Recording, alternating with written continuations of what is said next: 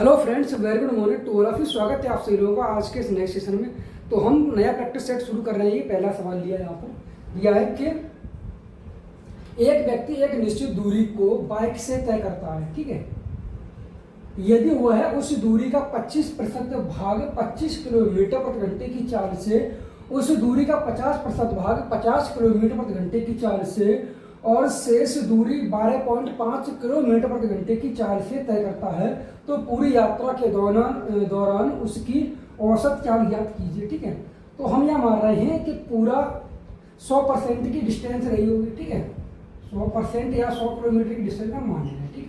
अब 100, ठीक है, 100 में से 25% जो भाग है तो 25 किलोमीटर प्रति घंटे की चाल से 25 किलोमीटर की जो दूरी है वो 25 किलोमीटर प्रति घंटे की चाल से, ठीक है।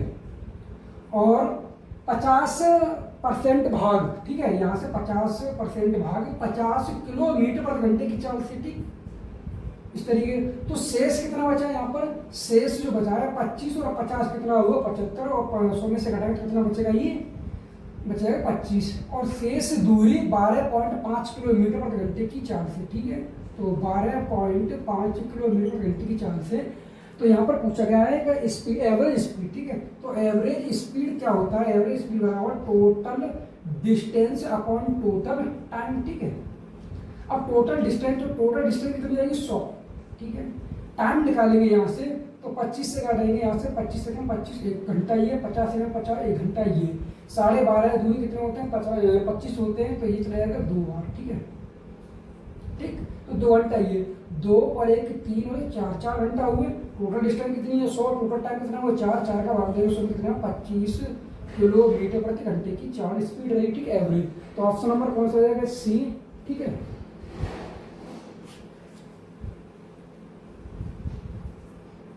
अगला सवाल दिया गया है कि एक दुकानदार ने एक वस्तु पर रुपए 15,000 मूल्य अंकित किया और उस पर 5%, 10% और 20% की क्रमिक छूटें दी गई, तो विक्रय मूल्य कितना रहा?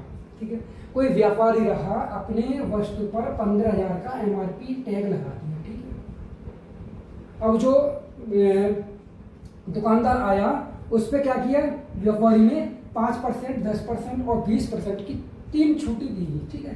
तो 10% की छूट, 5% की छूट दी है, तो 100 में से 5 घटाए 95/100, ठीक है, गुणा 10% की छूट दी है तो 90/100, ठीक, गुणा और यहाँ पर दिए 20% की तो 80/100, ठीक है। अब पूछ रहा है तो उसने कितने रुपए में बेच दिया, ठीक है। तो सॉल्व कर लेंगे हम। 2 जीरो से ये 2 जीरो कट जाएंगे, ठीक, और ये 2 जीरो से 2 जीरो ये कट जाएंगे, ठीक है। और 5 से काटेंगे से तो 19 बार ये कटेगा और ये 5 से कट जाएगा, 1 जीरो से 1 जीरो कट जाएगा और ये 5 से काटे तो 2 बार, ये 2 चक 8, 4 बार, ठीक है।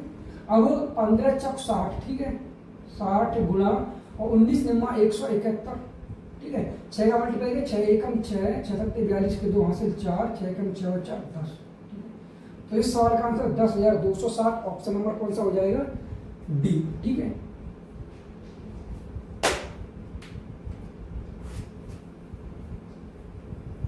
अगला सवाल देखते हैं। अगला सवाल दिया है कि 2 प्रतिच्छेदी वृत्तों की उभयनिष्ठ जीवा की लंबाई 24 सेंटीमीटर है। यदि वृत्तों के व्यास 30 सेंटीमीटर और 26 सेंटीमीटर है, तो केंद्रों के बीच की दूरी सेंटीमीटर में क्या होगी, ठीक है। तो यहाँ पर 2 वृत्त दिए गए हैं और दोनों वृत्त कैसे? प्रतिच्छेदी वृत्त हैं, ठीक है। उभयनिष्ठ जीवा की लंबाई 24 सेंटीमीटर दी गई है, तो एक वृत्त ये है और एक छोटा सा है वृत्त ये वाला, ठीक है।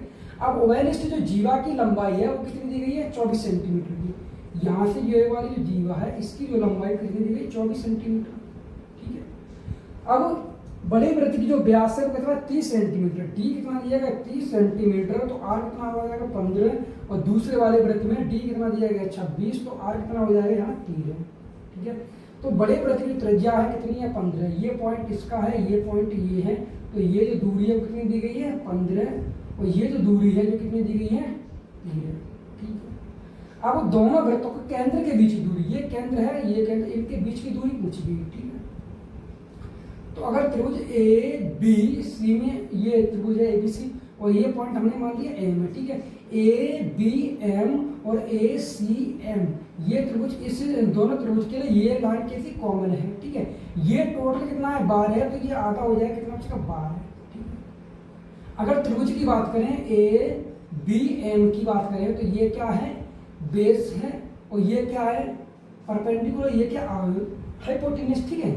तो ट्रिपलेट होता है कितना, एक ट्रिपल हो रहा है 12 15 और क्या बनेगा 12 15, अगर यहाँ देखें 4 तिया 12 और 5 तिया 15, ठीक है। ट्रिपल हो रहा है 3 4 5 का, ये 3 गुना हो रहा है, ये भी 3 गुना, तो इसका 3 गुना का 9, तो बी यहाँ से यहाँ तक की जो दूरी कितनी है 9, ठीक है।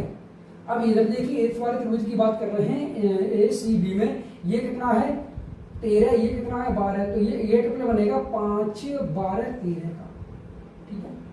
तो ये कितना होगा 5, पूछा गया है ये ए सी की वैल्यू निकालनी है, तो ए सी की वैल्यू कितनी 9 और 5 कितना हुआ 9 और 5 हो जाएगा कितना 14, ठीक है। तो केंद्रों के बीच की दूरी कितने 14 सेंटीमीटर, ऑप्शन नंबर ए, ठीक है।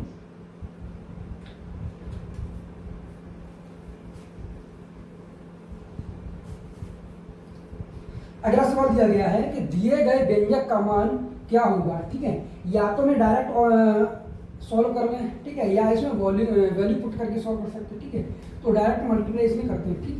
तो डायरेक्ट मल्टीप्लाई करेंगे, अगर यहाँ पे x का मल्टीप्लाई y में करेंगे तो क्या होगा x y, ठीक है। और x का मल्टीप्लाई हम करेंगे 3x में, तो -3x² ठीक। और -2y का मल्टीप्लाई करेंगे y में, तो -2y², ठीक है, -2y²। और ठीक है, यहाँ माइनस है, यहाँ भी माइनस है, माइनस माइनस प्लस 2 3 6xy, तो प्लस के 6xy, ठीक। ये क्या x plus y x minus y, ये क्या हो जाएगा x² minus y² plus x² minus y², ठीक है।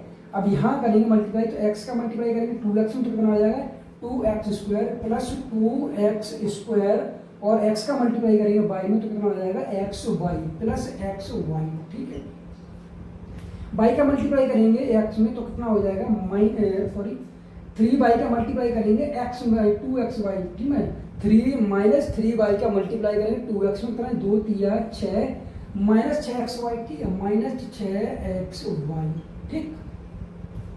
और -3y का मल्टीप्लाई करेंगे y में, तो -3y², ठीक है। अब यहाँ पर देखते हैं कि x² एक ये है, 2x² ये है, -3x 2 और 1 3 है, तो ये x² कट गए, ठीक है। और यहाँ देखें ये कितना है 6xy और ये कितना है 6xy, ये आपस में कट गए, ठीक। तो यहाँ कितना बचेगा -2y² -y² -3 कितने हुए -6y², ठीक है। और xy ये कितने हुए 2xy, तो यहाँ से 2y कॉमन ले लें, क्या बचेगा यहाँ बचेगा x माइनस 3y, ठीक है। डायरेक्ट मल्टीप्लाई करने पर ये आया, तो ऑप्शन नंबर इसमें कौन सा है 2y और x माइनस 3y, ठीक। इस तरीके से सॉल्व कर सकते हैं, या इसमें वैल्यू पुट कर सकते हैं, x की वैल्यू पुट करेंगे यहाँ पर 2, y की वैल्यू पुट करेंगे 1, ठीक है। जब ये वैल्यू पुट करेंगे तो क्या बनेगा, यहाँ पर वैल्यू पुट करेंगे, यहाँ कितना है, तो यहाँ पर दिया गया है 2, ठीक है। x की वैल्यू 2 है, 2 में से घटाएंगे 2 गुणा 1 करेंगे, तो 2 में से 2 घटाएंगे 0, तो ये पूरा हो जाएगा पोर्शन 0, ठीक है। ये कितना हुआ 0। अगर यहाँ पर रखेंगे 2 + 1 कितना हुआ 3 हुआ, यहाँ -1 बचेगा, ठीक है, यानी सॉरी यहाँ 1 बचेगा, ठीक है। यहाँ 1 रखेंगे, यहाँ 2 रखेंगे, 2 घटाएंगे 1 बचेगा यहाँ, और 2 1 3, यहाँ कितना हुआ 3 + 3 हुआ, ठीक है। यहाँ रखेंगे x की वैल्यू 2 है -3y, तो x की वैल्यू 2 में से -3 घटाएंगे तो -1 बचेगा, यहाँ कितना बचेगा -1 बचेगा। और यहाँ रखेंगे 2 दूनी 4 और 1 5, ठीक है, माइनस के कितना हो जाएंगे 5, ठीक है, -5। और यहाँ से घटाएंगे कितना -2 बचा, ठीक है। अब यहाँ पर देखेंगे 2y मतलब 2 और x, ठीक है, 2 और 3 कितने हो 5 5 गुणा 2 करेंगे 10, तो ये ऑप्शन में नहीं सेटिस्फाई नहीं हो रहा, ठीक है। यहाँ देखेंगे 2 दूनी 4 और ये कितना हो जाएगा दो दूनी 4 और ये 2 और 3 5, 5 गुणा करेंगे 4 दूनी 20, ये भी नहीं होगा, ठीक है। और यहाँ देखते हैं 2y, ठीक है, यहाँ कितना है 2y, तो y की वैल्यू 1 है तो 2 और x की वैल्यू 2 है, तो ठीक है 2 में से घटाएंगे -3 तो कितना बचेगा -1 का मल्टीप्लाई करेंगे 2 में तो -2 होगा, तो ऑप्शन नंबर ये सेटिस्फाई हुआ है। अगर यहाँ रख के देखते हैं तो 2 दूनी 4 और 2 माइनस करेंगे यहाँ पर तो माइनस से कितना हो जाएगा 4, तो इसलिए ऑप्शन नंबर कौन सा हो जाएगा सी।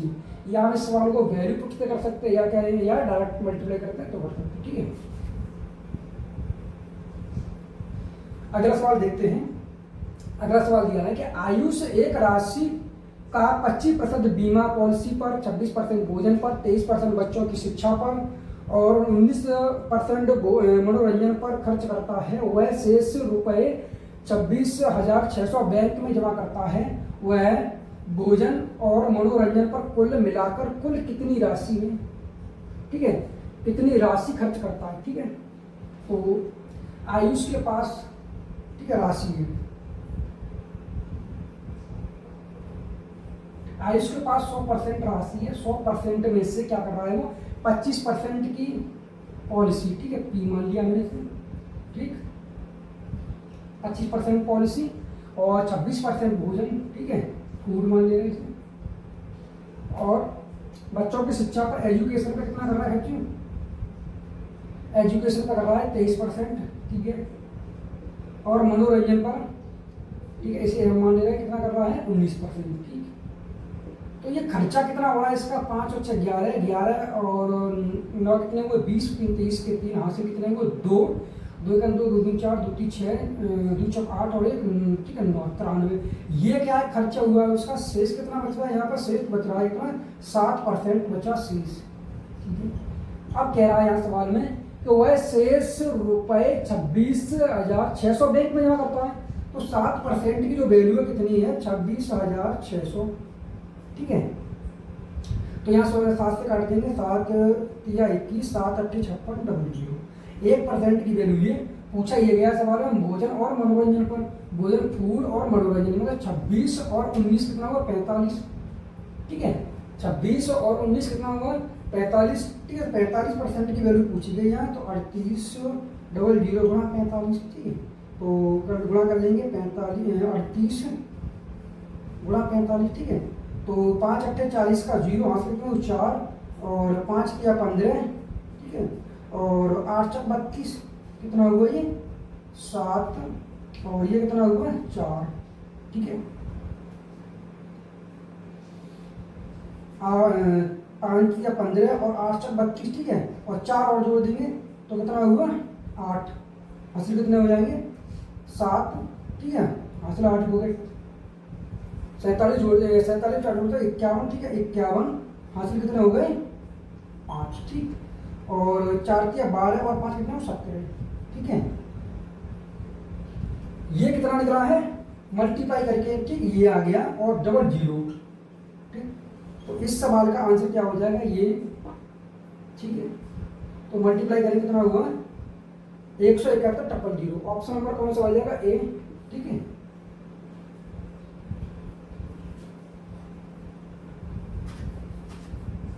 अगला सवाल दिया है इसमें कि वह एक वस्तु 25% की छूट पर बेची जाती है, एक वस्तु 25% की छूट पर बेची जाती है और नकद भुगतान पर 28% की अतिरिक्त छूट अनुमन्य है। यदि रामेंद्र ने 10,800 नकद देकर वह वस्तु खरीदी तो उस वस्तु का अंकित मूल्य एमआरपी पूछा गया है, ठीक है, हमने मान लिया एमआरपी पूछ रहा है तो मैंने मान लिया एक्स एमआरपी रहा है, एक्स पर 25% की छूट दी तो कितना हो 75/100, ठीक है, गुणा, अब एक छूट और दी गई है अनुमान्य, ठीक, कितनी है 28% की छूट, कितना बचेगा 72/100, ठीक है, और बराबर कितना है 108, ठीक, 108 और डबल 0। अब यहाँ से हमें क्या एक्स की वैल्यू निकालनी है, ठीक है, तो हम क्या करेंगे इसे सॉल्व कर लेंगे, इसे काटेंगे तो 12 6 72 और 12 9 108, ठीक है, ये 3 से काटेंगे तो 25, तो ये 3 से काटेंगे कितना हो जाएगा 3 3 9 300, इससे काटने में कितने कट जाएगा 2 बार, या ऐसे 25 6 150 से काटेंगे ये 2 बार कट जाएगा, तो एक्स वाला कितना हो जाएगा 2 और ये 4 0 ये हो जाएंगे, ठीक है। तो 20,000। इस सवाल का आंसर क्या होगा? 20 है, ऑप्शन नंबर ए। ठीक है।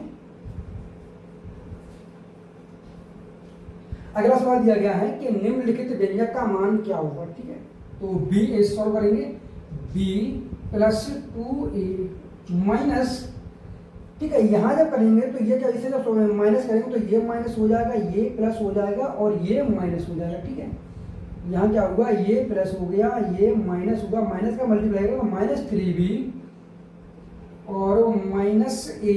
ठीक है, और इसे क्या करेंगे तो +2a प्लस b और ठीक है, और ये हो जाएगा -2a, ठीक, और -a। अब सॉल्व कर लेंगे तो यहाँ पर अगर देखें 2a ये है, 2a ये है। ठीक है, ये कैसे प्लस के हैं और a 2a जो ये आपस में कट जाएंगे। ठीक है, ये कितना है, b एक b है, एक b है, 2b हो गए और माइनस के 3b है, तो घटाएंगे कितना बचेगा, -b।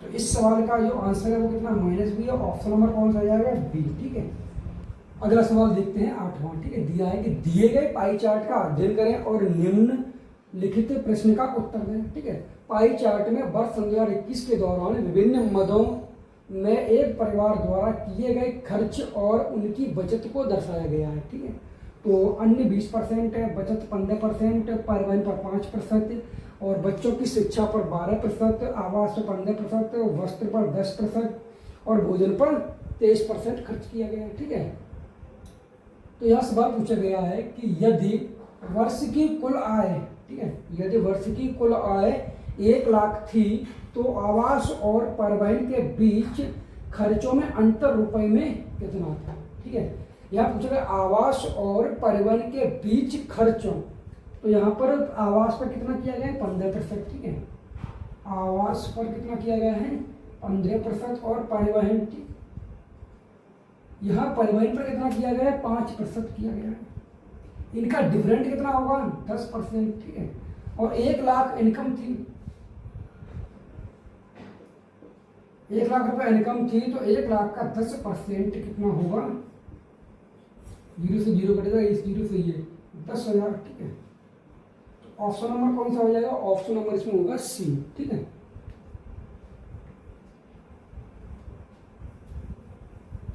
अगला सवाल दिया गया है कि दिए गए पाई चार्ट का ध्यानपूर्वक अध्ययन कीजिए और निम्नलिखित प्रश्न का उत्तर दें।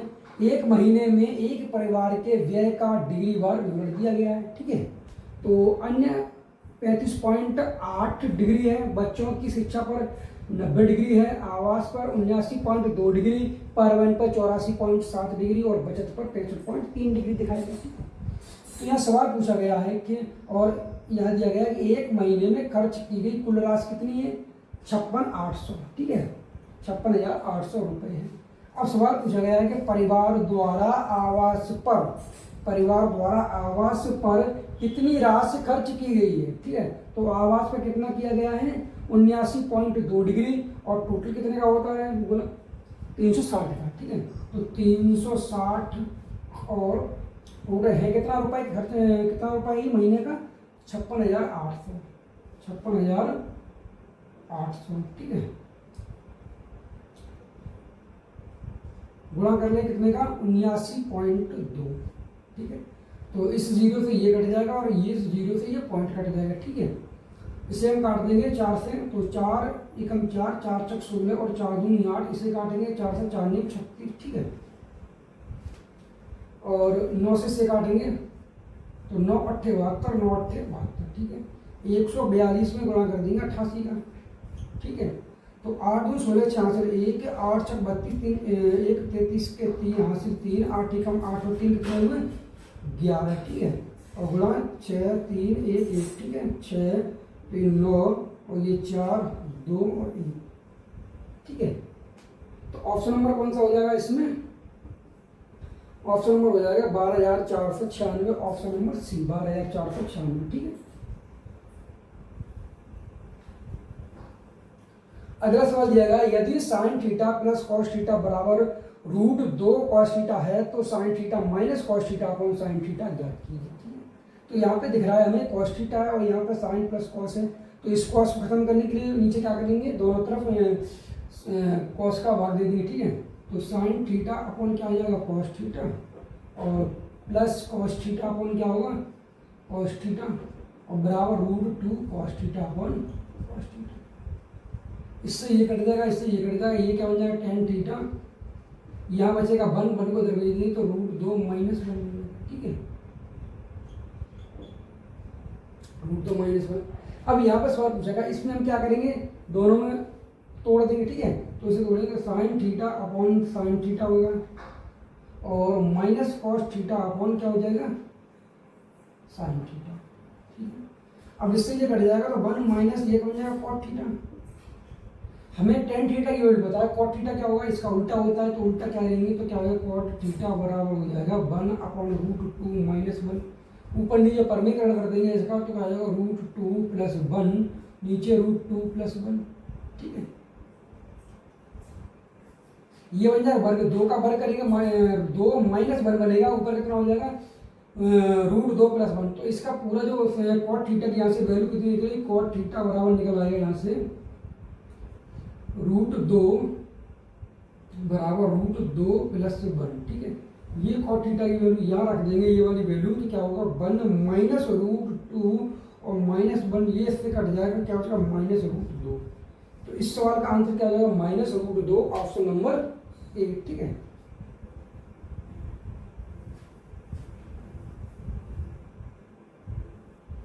अगला सवाल दिया गया, दी गई तालिका का अध्ययन करें और नीचे दिए गए प्रश्न का उत्तर दें। तो यहाँ पर बच्चों की संख्या दी गई है 0, 1, 2, 3, 4। यहाँ परिवारों की संख्या दी गई है 4, 22, 15, 6, 2, ठीक है।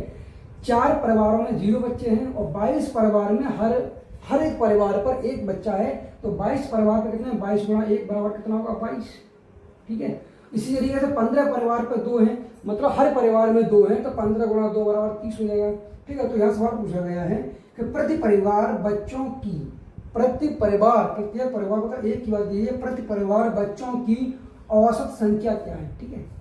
तो यहाँ पर देखिए, ये परिवार यहाँ पर कितना बच्चों की संख्या कितनी हो जाएगी, 4 एकम, यहाँ तो 0 होगी, ठीक है, 0 पहले परिवार में, ठीक, यहाँ तो बच्चा है नहीं, यहाँ पर 22 है और 22 परिवार पर एक बच्चा है, मतलब हर परिवार पे एक, तो 22 गुणा 1 तो 22 बच्चे, ठीक है।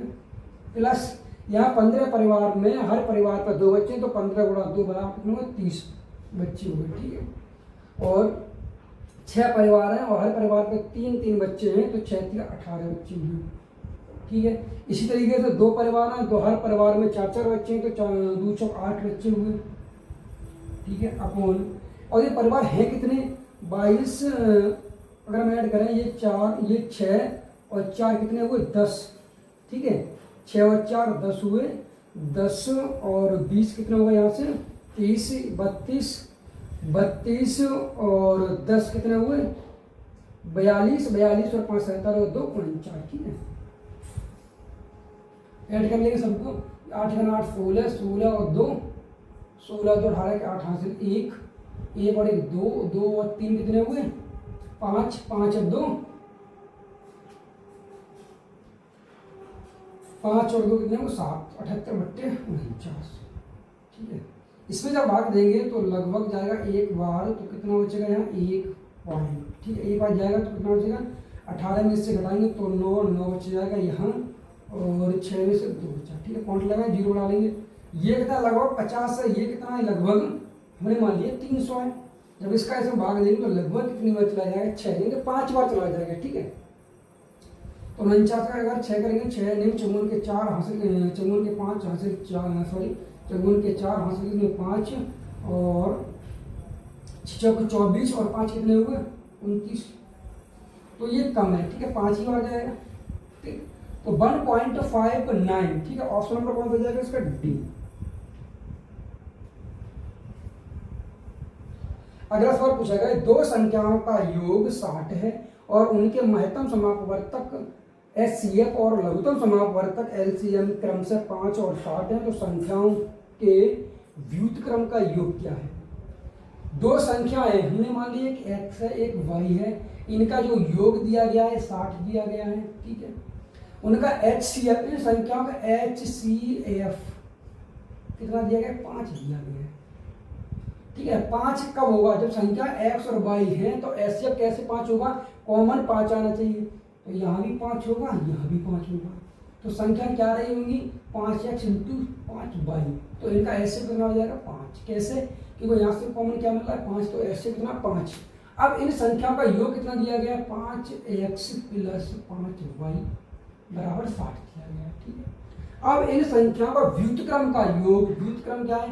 1/5x प्लस 1/5y, एलसीएम लेंगे तो कितना हो जाएगा? 5xy, और यह हो जाएगा कितना? x plus y। ठीक है। अगर यहाँ से x प्लस y की वैल्यू निकालेंगे तो x प्लस y कितनी आ जाएगी? 12। यहाँ से कॉमन ले लें 5, तो x प्लस y की वैल्यू कितनी हो जाएगी? यहाँ पे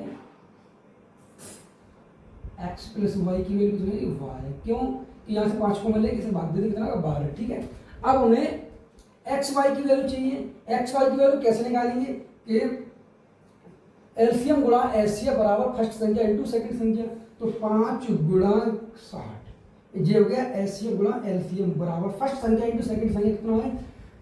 5x इंटू 5y। ठीक है। ठीक, इसे काट दें, 5 से 5 कट जाएगा, इसे 5 से काट दें तो कट जाएगा, ये कट जाएगा कितनी बार? 12 बार। ठीक है। ठीक है ना, 5 से काट दो, ये एक्स वाई की वैल्यू कितनी? 12 है। ठीक, अब ये दोनों वैल्यू यहाँ रख देंगे, तो एक्स प्लस वाई की वैल्यू 12 है अपॉन 5 गुणा ये भी कितनी? 12, तो 12 से 12 कट जाएगा 1/5, तो इस सवाल का आंसर क्या हो जाएगा? 1/5, ऑप्शन नंबर डी। ठीक है।